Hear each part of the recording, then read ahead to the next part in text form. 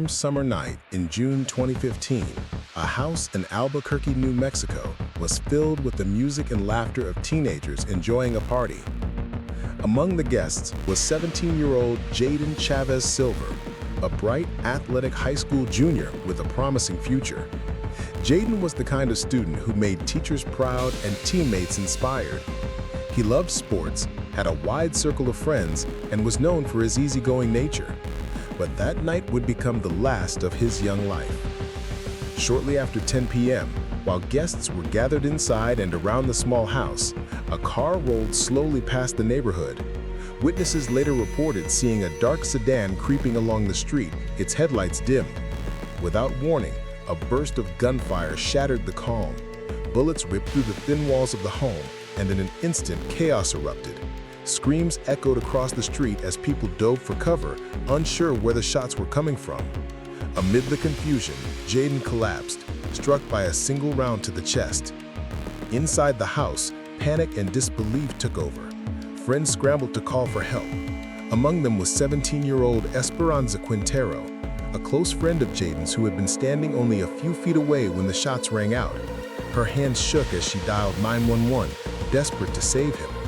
Breathless and terrified, Esperanza pleaded for an ambulance, trying to describe what had happened while holding her dying friend. But what happened on that call shocked the entire nation. On the other end of the line was Matthew Sanchez, a seasoned 911 dispatcher for the Albuquerque Fire Department. Instead of focusing solely on the emergency, Sanchez became irritated when Esperanza, overwhelmed with fear, let out a curse in her frantic plea for help. Rather than calmly guiding her, he snapped back saying, "You can deal with it yourself," and then abruptly hung up the call. Esperanza, still holding the phone in disbelief, was left without the reassurance she desperately needed. Thankfully, another dispatcher quickly sent an ambulance and paramedics arrived within minutes, but the damage had already been done. Jaydon Chavez-Silver succumbed to his injuries despite frantic efforts by first responders. He was pronounced dead at the scene. The chilling call quickly went public. The recording revealed the dispatcher's cold, dismissive response and ignited a firestorm of outrage across the United States.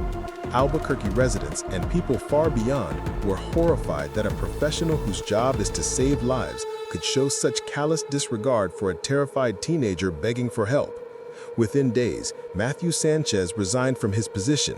An internal investigation followed, and the New Mexico Public Regulation Commission later revoked his emergency dispatcher certification, ensuring he would never again work in public safety. Meanwhile, the drive-by shooting that killed Jaydon sparked a massive investigation. Detectives canvassed the neighborhood, gathering shell casings and interviewing dozens of witnesses. Over time, law enforcement identified several suspects believed to be involved in the gang-related attack. At least one man, Christopher Garcia, was later convicted of murder and sentenced to life in prison, though multiple people were suspected of being inside the car that night. Jaydon's family and friends were left devastated. His mother, Teresa Chavez, spoke publicly about the pain of losing a child and the added trauma of hearing how the 911 call was mishandled.